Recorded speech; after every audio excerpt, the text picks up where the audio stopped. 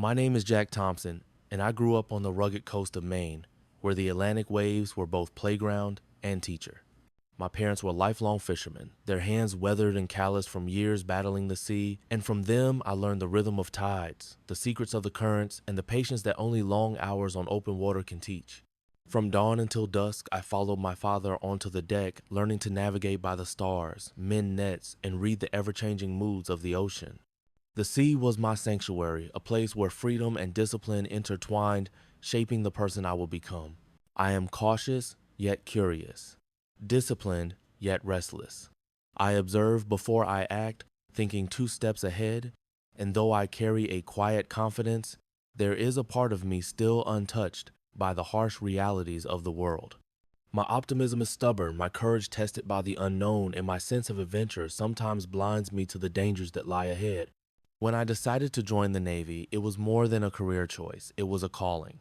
I wanted to challenge myself to step beyond the safety of my small coastal town, and to protect those who traverse the sea without choice or defense. Excitement and trepidation mingle in my chest, for I know that beyond these familiar shores, a new world awaits, unforgiving, unpredictable, and utterly transformative. I grew up in a small fishing village perched on the jagged coastline of Maine. The mornings were painted with silver mist rising from the sea, and the evenings echoed with the cries of gulls returning to the harbor. Houses with peeling paint and weathered docks lined the shore, each one telling stories of generations who had eked out a living from the Atlantic's moods. My family was at the heart of it all, my father a stoic man with hands as rough as rope, my mother patient and steady, and my older sister always ready with a teasing smile that could cut through the coldest morning wind. Life revolved around the tides. From a young age, I learned to respect the sea's unpredictability, to sense its moods, and to rely on my instincts when navigating its vast open expanse. Yet as much as I loved the familiarity of our village, there was a restlessness in me, a yearning for something beyond the horizon. Leaving this world behind to join the Navy was both a thrill and a wrenching separation. I carried with me the lessons of my family, the rhythms of the waves, and the unspoken promise to honor the life that had shaped me. By the time I reached my early 20s, the world beyond Maine shores had become a place of sudden, unpredictable danger. Between 2008 and 2012, the waters off the Horn of Africa were infamously treacherous. Somali pirates, emboldened by political instability and lawless coasts, had begun seizing commercial vessels, threatening international trade, and putting countless lives at risk. News reports painted a grim picture. Cargo ships, hijacked crews held hostage ransom, demands soaring into the millions. For sailors like me, these weren't abstract stories, they were real threats lurking in the very lanes we would patrol. The international response was swift. NATO forces, the United Nations, and allied navies converged to secure the Gulf of Aden and the Indian Ocean shipping lanes. Modern naval vessels bristling with radar systems and armed personnel became guardians of commerce. Their presence, a stark reminder that the age of piracy had not disappeared. It had merely evolved. For me, joining this mission was both exhilarating and daunting. I was stepping into a conflict that blended conventional naval strategy with irregular, unpredictable threats. Every radar sweep, every reconnaissance mission carried the weight of lives dependent on our vigilance. I felt the tension in the air long before stepping aboard, knowing that beyond the horizon the calm blue waters could turn violent in an instant, and that my actions and inactions would matter. The day I boarded my first naval vessel, a sense of gravity settled over me like the morning fog over Maine's harbor. The ship loomed massive and unyielding, its steel hull reflecting the pale sunlight as if daring the ocean to challenge it. Uniforms were crisp weapons gleaming, and every deck hummed with disciplined activity. Here, every motion mattered, every command carried weight. Training became our daily ritual. From sunrise drills to night watch rotations, we learned to anticipate threats, to respond without hesitation, and to trust one another in situations where hesitation could mean disaster.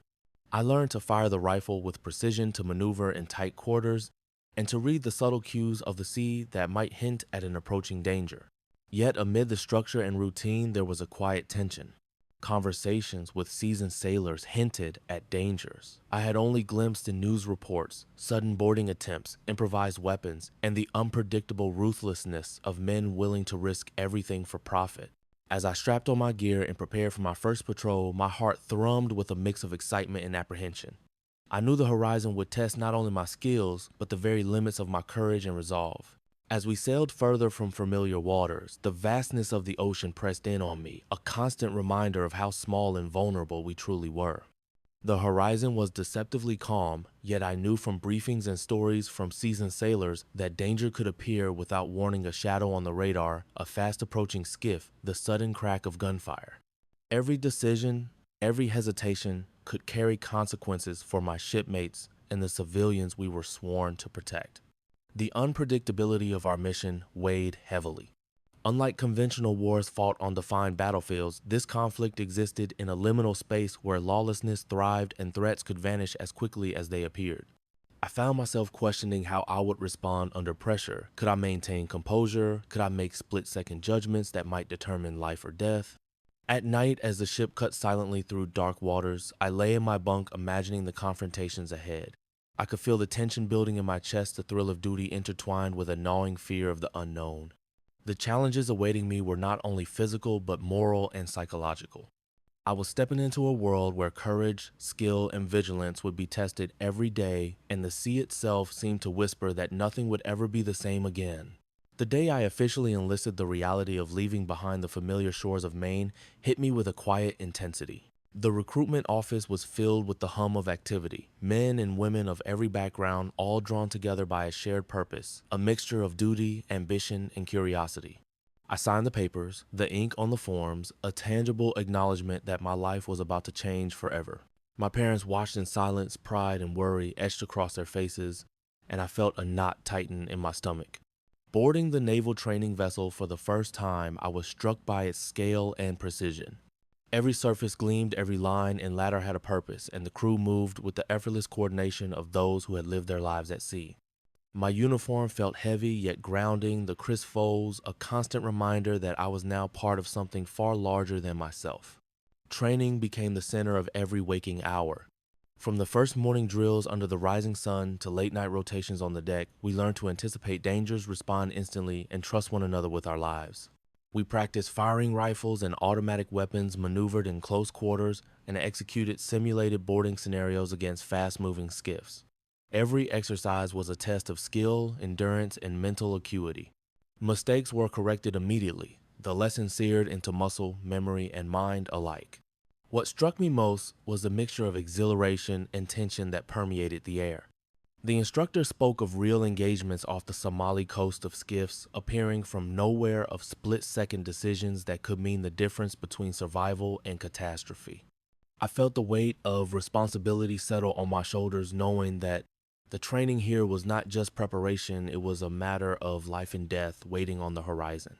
By the end of my first week, I had learned more than technical skills. I had glimpsed the reality of naval warfare in modern times. The ocean, once a place of freedom and solace, now held a new dimension of threat. And I knew with an uneasy certainty that every drill, every lesson, every sunrise over the deck was shaping me into the sailor I would need to be when the first true mission arrived. The morning I left for deployment, the harbor was shrouded in a soft silver mist, the waves lapping gently against the docks as if bidding me a quiet goodbye. My family stood clustered near the gangway, their faces etched with pride, worry, and an unspoken fear I couldn't fully grasp. My mother's hands trembled slightly as she adjusted the collar of my uniform, and I caught the glint of unshed tears in my father's eyes. My older sister tried to smile, but the effort only highlighted the weight of our impending separation. I clutched the railing of the ship, feeling the steel cool beneath my palms, and took a deep breath. The reality of leaving everything familiar behind, our small Maine village, the smell of salt and pine, the quiet rhythm of our lives, settled over me. I tried to reassure myself, whispering that this was my calling, that the sea I had known all my life had prepared me for this moment.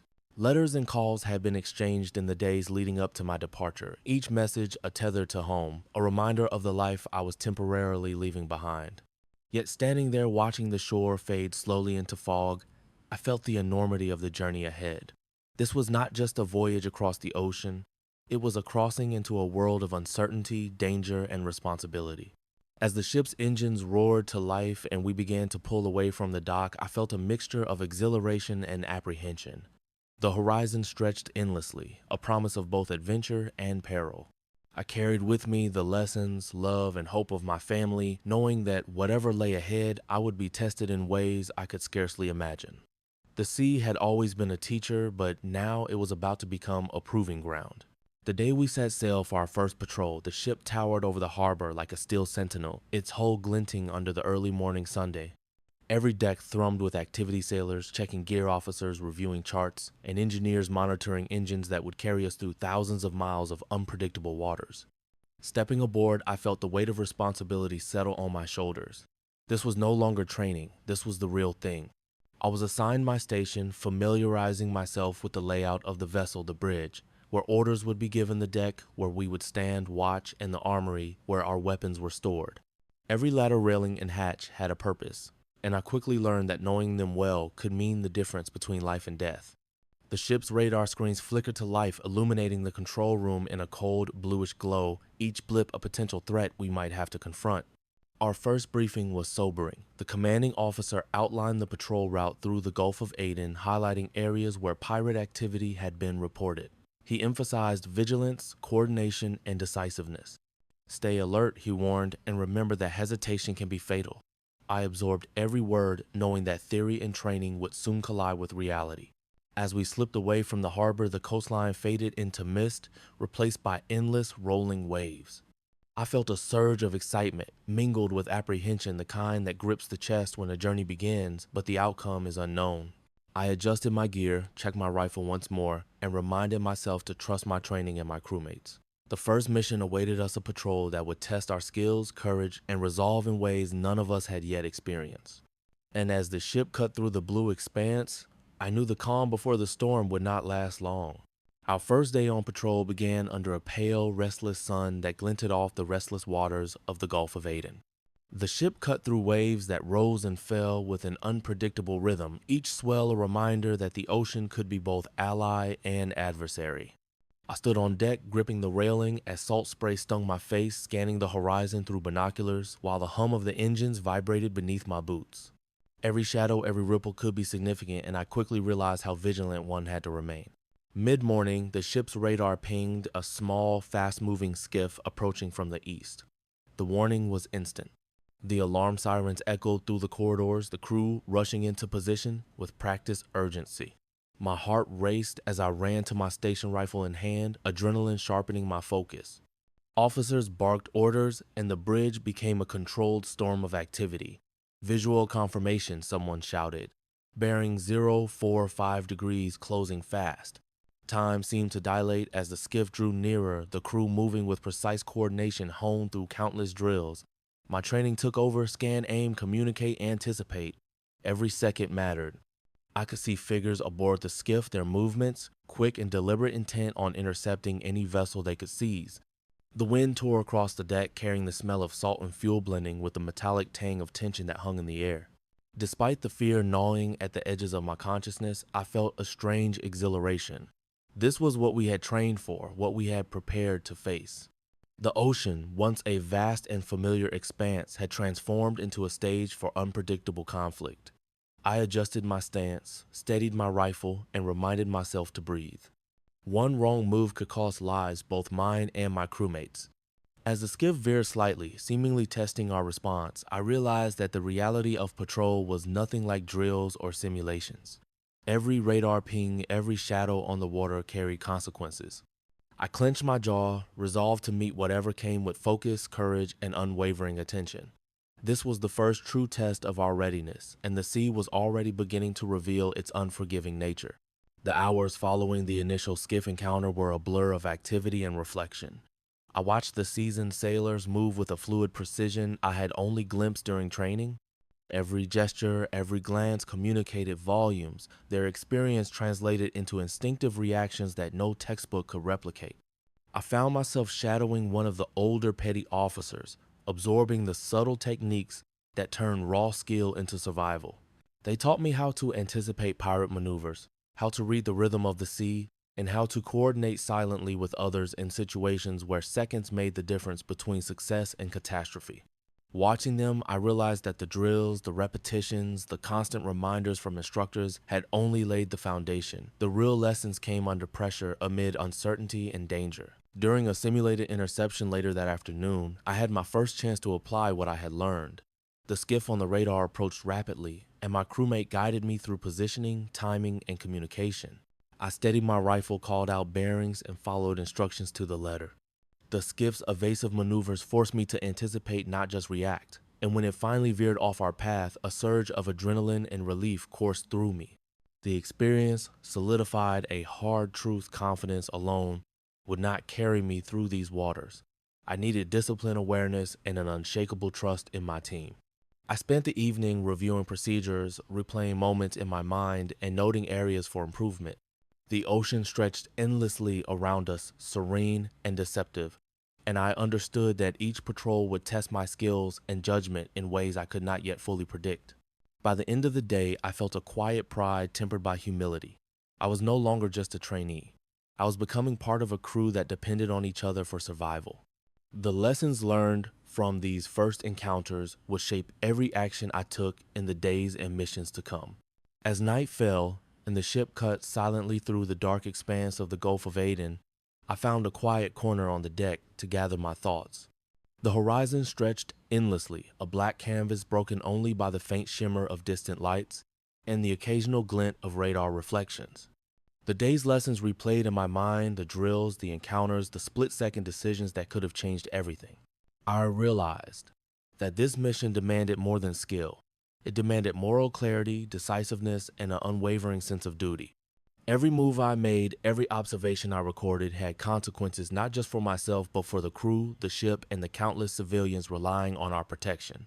The weight of responsibility pressed against my chest, a constant reminder that hesitation or error could be fatal. I thought of my family back home, their faces, their voices, the hopes they had placed in me. Their trust became both an anchor and a motivation. I promised myself that I would honor it by staying vigilant, following orders, and mastering every lesson the sea and my crewmates had to offer. A gentle wind carried the scent of salt and the distant hum of the engines, and I felt a strange mixture of exhilaration and solemnity. This was the beginning of a journey that would test the limits of my courage and endurance. I understood now that the calm waters we sailed on were only the prelude. Real challenges lay ahead, and they would demand everything I had to give. As I gazed into the night, I silently vowed to meet them with resolve to protect those under my watch and to become the sailor I was meant to be. The patrol had begun, and with it my true initiation into a world where responsibility, courage, and commitment would define every moment. The morning had begun like any other patrol, the sun pale and distant, on the horizon the sea stretching endlessly in every direction. Yet within the hour, our routine was shattered. The radar blipped erratically, a small skiff approaching at an unnerving speed, cutting through the waves like a predator, closing in on its prey.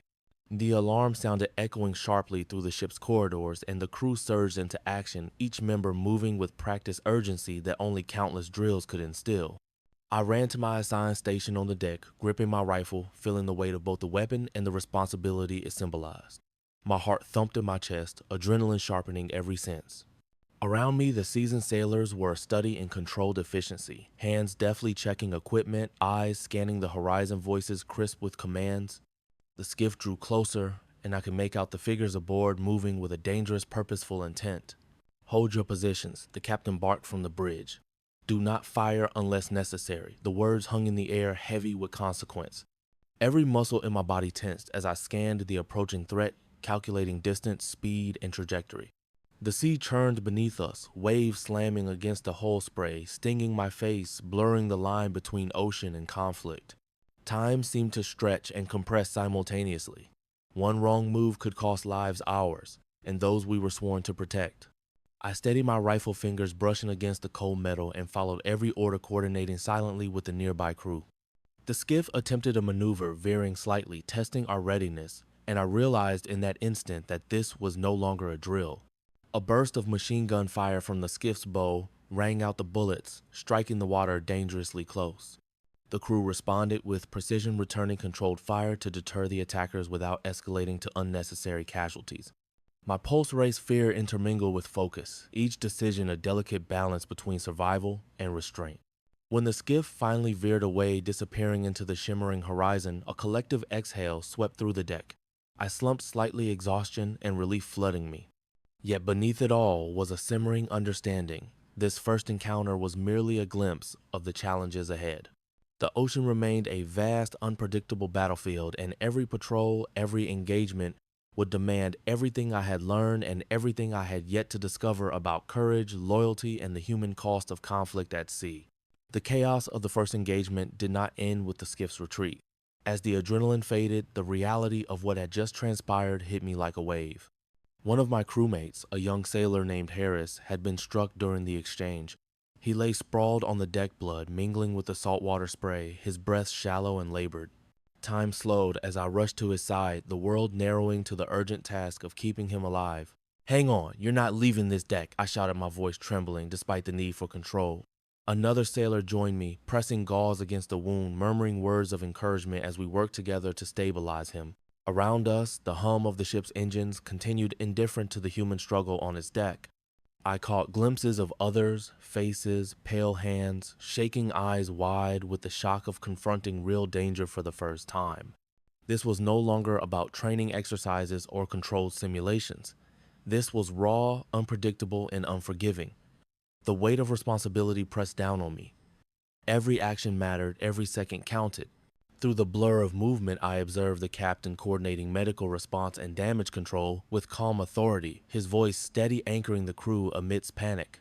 The injured were carefully moved below deck, and the rest of us continued to man our stations, the patrol not yet complete.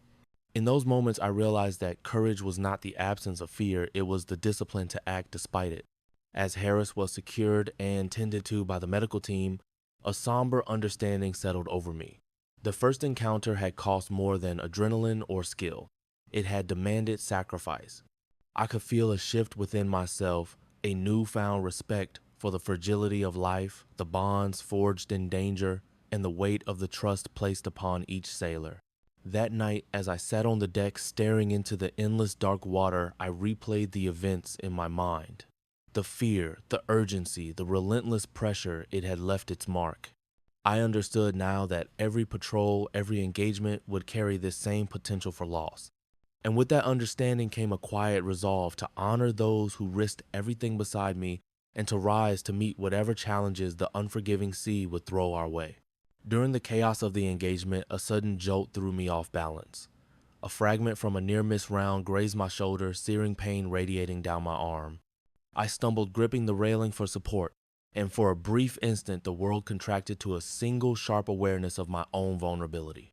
The ocean, once a familiar companion, now felt like an unpredictable adversary sloshing violently beneath the deck, reminding me that danger came from every direction. I was swiftly attended to by a fellow sailor, his hands steady despite the adrenaline coursing through all of us. "You're going to be okay," he assured, pressing a makeshift bandage against the wound. The sting of pain was immediate, but the larger discomfort was mental, the sudden recognition that any patrol could place me unprepared in life or death situations. I had trained for months, yet nothing could replicate the unpredictability of real combat at sea. As I steadied myself, I felt a mix of fear and determination. Each beat of my heart was a reminder of the stakes my life intertwined with those around me, every decision a potential matter of survival. I focused on my breathing, centering myself, and reminded myself of the training that had carried me to this point. The deck swayed beneath me, water splashing over the rails, and yet I knew that inaction was not an option. Despite the pain, I returned to my post rifle in hand, scanning the horizon. The skiff had veered off, but the threat was far from over. Each movement now carried more weight. Every action had consequences. The injury, while minor, crystallized a new perspective. Courage was inseparable from vigilance, and survival required both skill and composure under pressure. That night, as I lay on my bunk with my arm wrapped and throbbing, I replayed every moment of the encounter. The physical pain was temporary, but the lessons were permanent. I have faced danger head on, and I understood now the gravity of the responsibility I had assumed. The sea demanded respect, and every mission would test my limits not only physically but mentally and morally. As the skiff approached once more, I felt a tightening in my chest that had little to do with exertion.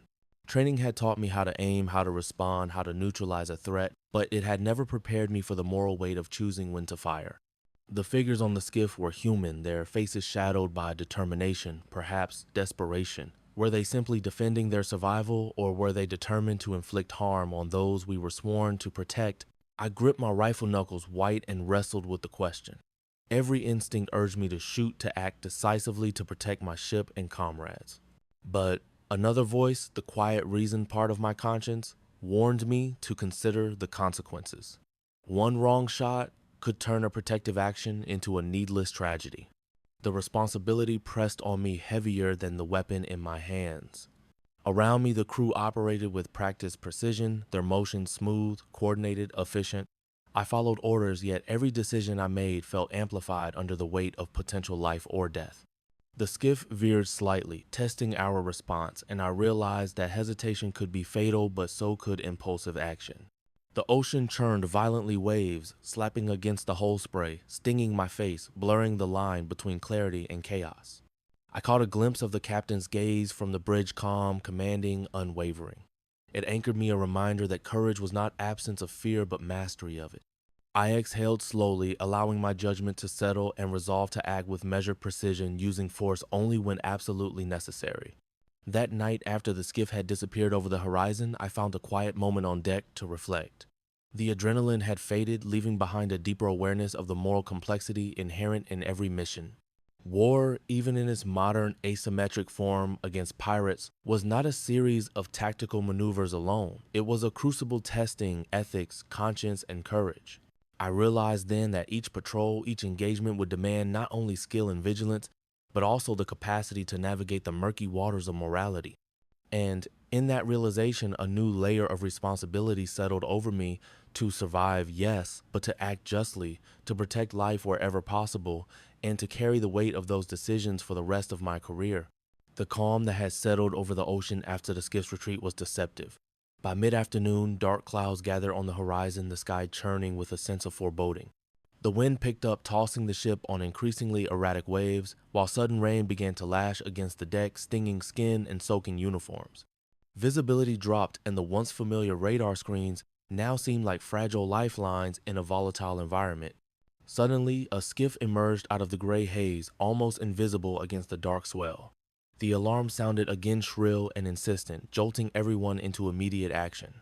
This time, the attackers were closer, their approach unpredictable, weaving through the rolling waves. The ocean itself seemed to conspire with the threat, tossing both our vessel and theirs, each swell amplifying the danger. I gripped my rifle, the reins slicking my hands, and adjusted my stance as the crew moved around me with practiced urgency. Every movement required balance, coordination, and anticipation. The smallest misstep could send someone overboard or ruin a defensive position. The skiff's occupants were relentless, pushing the limits of both the sea and our response. Shots rang out, echoing over the water, and the smell of gunpowder mingled with the salt-laden wind. I fired in controlled bursts, keeping my focus despite the chaos. Waves crashed against the hull spray, stinging my face, masking sounds and blurring lines between friend and foe. Around me, sailors shouted commands, coordinated maneuvers, and checked one another, each aware that survival demanded teamwork as much as skill. For a moment, I lost track of time, swallowed by the storm and the intensity of the encounter. The environment itself had become a formidable adversary. The relentless sea, the wind, the rain, all conspiring to challenge every decision, every reaction. And yet, amid the chaos, I felt a strange clarity, an acute awareness of my own limits, the weight of responsibility, and the unforgiving reality of the ocean battlefield. When the skiff finally disappeared into the gray distance, leaving us soaked, exhausted, and alert, I realized that the danger had not come solely from human adversaries. The sea itself was a test, one that demanded respect, vigilance, and resilience. That day, I learned that every patrol would be as much a battle against the environment as against those seeking to exploit it, and that survival required mastering both the elements and the threats they concealed. After the storm and the skiff's retreat, I found myself alone on the deck, the sun setting in streaks of molten gold across the restless sea. The adrenaline that had propelled me through the day's chaos ebbed, leaving a hollow stillness that amplified every thought, every memory of what had transpired. I stared out at the horizon waves rippling endlessly and felt the weight of the experiences settling in my chest. I had imagined war as something distant, abstract, a series of tactical maneuvers, drills, and training exercises. But the reality was starkly different. The sea, the pirates, the sudden explosions of gunfire, they had forced me into choices I had never anticipated. Each decision carried consequences not just for myself, but for my crewmates and the lives we were sworn to protect.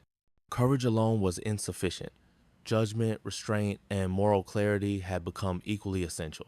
I thought of Harris, of the young sailor who had been wounded, and of the faces of the pirates, some no older than us, acting out of desperation as much as aggression. The line between right and wrong blurred in the chaos, and I realized that modern warfare at sea was not about glory. It was about survival ethics and the human cost of each action. Each engagement demanded not only skill but introspection, a willingness to confront the uncomfortable reality of taking life even when it was justified. The ocean stretched endlessly before me, indifferent and eternal, and I felt both humbled and awakened. I understood now that bravery was inseparable from responsibility, that every patrol would test not only my physical limits, but my capacity for moral judgment. The lessons of this first confrontation were etched into me, shaping the sailor I was becoming. As twilight deepened, I resolved to carry these lessons forward, to act with precision, to protect the innocent, and to navigate the moral complexities of every mission with awareness and care. The sea had shown me its harsh truths, and I knew that the trials ahead would challenge my courage, skill, and conscience in ways I could not yet fully anticipate.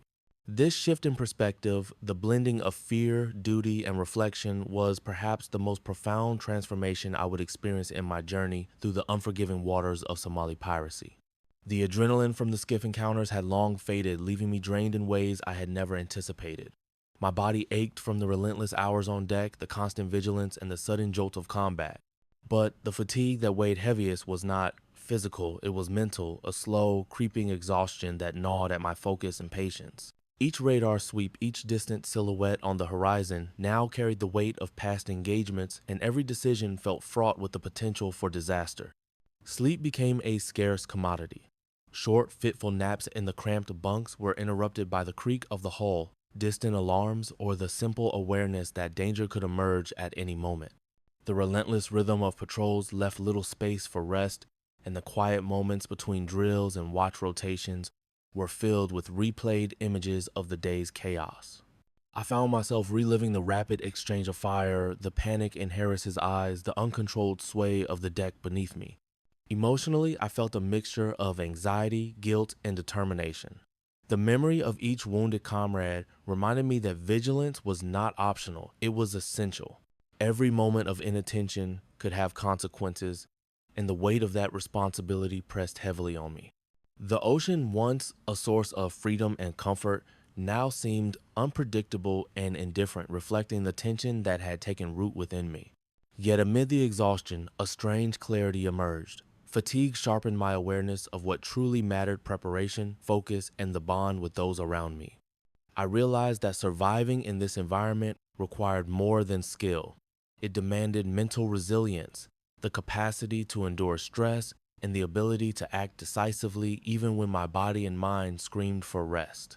The psychological toll of this mission was undeniable, and I understood that acknowledging it was the first step toward mastering it. The skirmishes had left more than just mental fatigue. My body bore the subtle but persistent marks of combat. My shoulder ached where the fragment had grazed me during the first engagement, the bruise darkening and tender to the touch. My hands were raw from gripping the rifle for hours, knuckles scraped by wet metal and frayed rope. Even small movements sent sharp reminders of the strain endured over days of continuous patrol. Each bump of the ship against the waves reminded me of the fragility of the human body when faced with relentless exposure. Exhausted muscles trembled as I adjusted my stance on the swaying deck, trying to maintain balance while scanning the horizon. A simple task, once effortless during training now, demanded concentration and energy that were in short supply. The ship's medical team remained vigilant, checking on minor injuries, bandaging scraped knuckles, and ensuring that nothing escalated into something more serious. "Take it easy, Thompson." One of the medics advised. "Pain fades, but mistakes last longer." Their words resonated. I knew that even minor injuries could become dangerous distractions if ignored. Yet the physical strain brought with it a sharper awareness of my own limits. Every ache, every twinge became a reminder of the consequences of prolonged exposure to stress, combat, and the unforgiving sea. I learned to listen to my body, to pace myself, and to act deliberately rather than impulsively. By the end of the day, I recognized that physical endurance was inseparable from mental vigilance.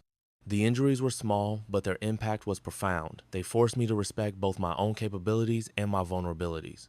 Survival at sea, I realized, required harmony between body and mind, the discipline to act under pressure, and the humility to acknowledge that even the strongest sailor is not invincible. The next patrol brought new challenges, testing not only our skill but our judgment. Radar screens flickered with multiple contacts, skiffs moving unpredictably across the waves. The captain convened a brief on the bridge outlining the risks pursuing every potential threat could leave the merchant vessels vulnerable, yet failing to act could allow attacks to succeed. The weight of strategic decisions pressed down on me more heavily than any weapon. I stood at my station eyes, scanning the horizon, hands gripping the rifle, heart pounding as the sea churned beneath us. The skiffs approached intermittently, probing our formation testing responses. The tension was palpable, each sailor aware that our choices carried immediate consequences. I realized that survival and protection were not always aligned with aggressive action. Sometimes restraint was the wisest strategy. The captain's orders were deliberate focus on protecting the merchant ship, avoid unnecessary engagements, and coordinate defensive maneuvers rather than chasing every contact. I absorbed the reasoning, understanding the logic behind concessions that might feel like inaction to an outsider. It was a delicate balance, asserting control without escalating conflict, preserving life without compromising security. As I relayed instructions and observed my crewmates adjust positions, I felt the complexity of command pressing into me. Each decision required rapid calculation, ethical consideration, and the ability to anticipate consequences under duress. I struggled internally, questioning whether holding back might allow harm, yet trusting in the experience of our leaders and the disciplined coordination of our team. The day ended without further direct engagement, but the lessons lingered. I had learned that courage was inseparable from judgment and that sometimes strategic concession was not surrender but prudence. The sea demanded both decisiveness and patience. Each mission required us to weigh immediate action against long-term outcomes. That night, as I reflected on the day, I understood a deeper truth. True effectiveness at sea was not just about skill or aggression. It was about making calculated choices, knowing when to act and when to restrain, and recognizing that the lives we were sworn to protect depended as much on wisdom as on courage. After the tense patrols and the lessons learned from direct engagements, our mission shifted. The focus was no longer solely on chasing skiffs. Instead, we began preparing for preventative operations, mentoring new sailors, and refining defensive strategies. I found myself taking on responsibilities that went beyond my original role, learning to anticipate threats and manage the unpredictable environment of the Gulf of Aden. The transition was both challenging and enlightening. I helped train incoming crewmates in boarding procedures, radar interpretation, and rapid response drills. Each instruction I gave forced me to consolidate my own understanding and experience, translating the chaos of past encounters into clear, actionable guidance. The waves rolled endlessly around us as I stood at the helm, with trainees observing my every move, the sun reflecting off the water in a harsh glare that mirrored the intensity of our work. Patrols became exercises in strategy rather than reaction.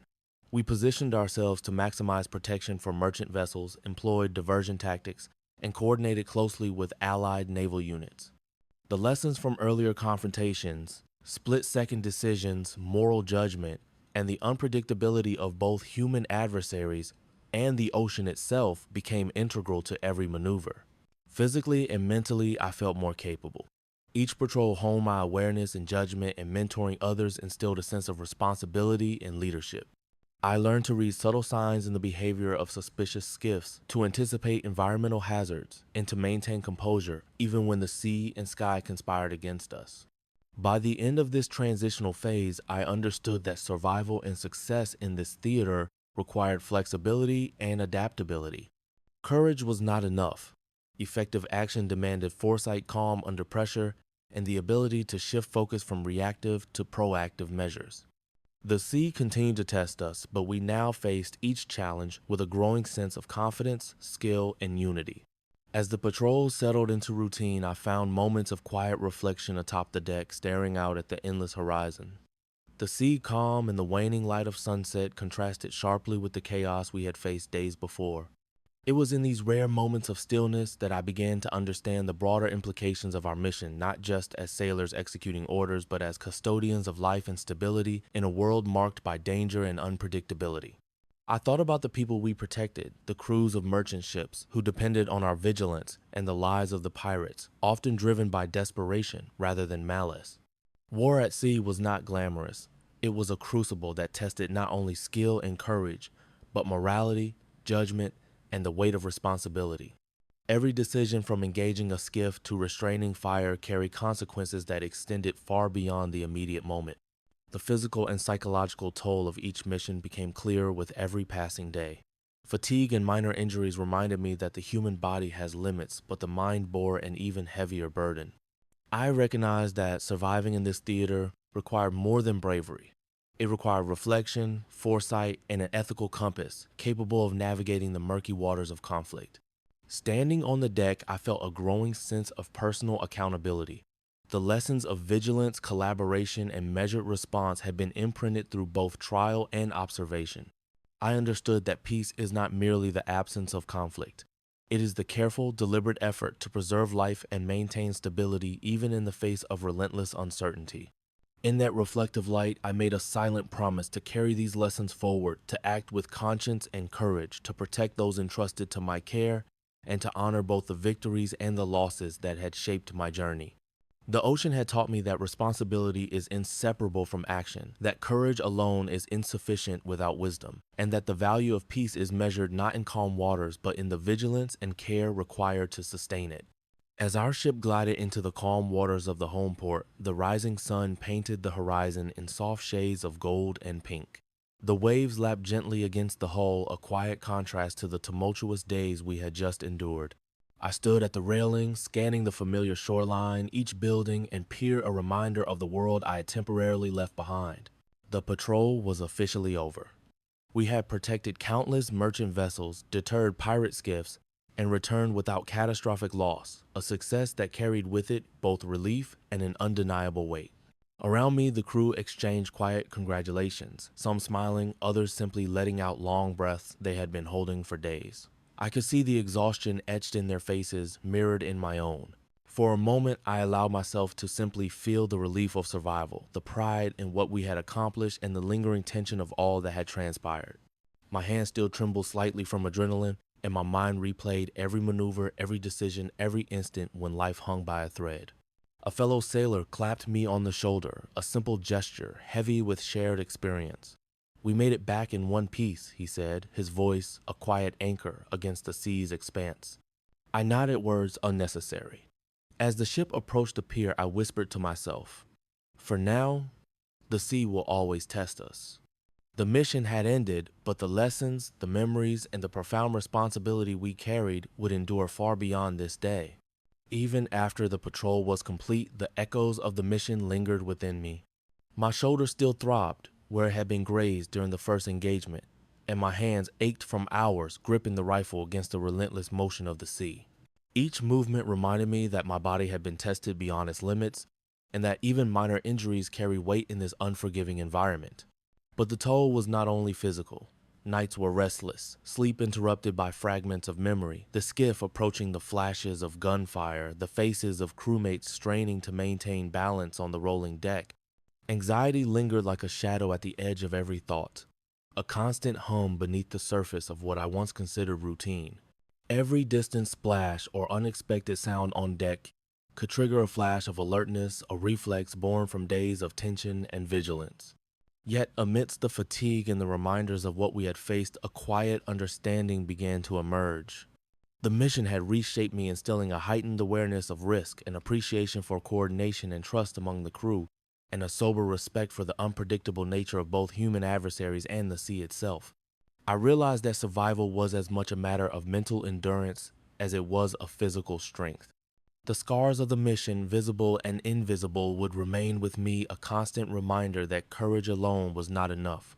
Resilience, reflection, and the lessons learned from every encounter would define the sailor I had become. In the quiet hours after returning to port, I found myself reflecting on what the mission had truly demanded. It was more than vigilance, more than skill. It had been a test of conscience, patience, and endurance. I thought of my crewmates, those who had endured alongside me, and of the moments when courage alone was insufficient to guarantee survival. Their sacrifices were subtle but profound, a steady hand at the gun, a calm voice directing the team, a willingness to endure fear without complaint. I pondered the lives we had protected the crews of merchant vessels, who passed safely through waters that had once been perilous. And I considered the pirates, many of whom were driven by desperation rather than malice, making every engagement a moral balancing act. The choices we made, each measured and deliberate, had weighed heavily on my conscience, shaping a new understanding of duty and the fragile nature of peace. Standing on the deck as the sun dipped toward the horizon, I realized that peace was not merely the absence of conflict. It was the careful stewardship of life, the commitment to act with both courage and restraint, and the willingness to accept responsibility for the outcomes of every action. I understood that true leadership at sea or in any domain of conflict required not only tactical skill but also ethical clarity and a sense of accountability that extended beyond oneself.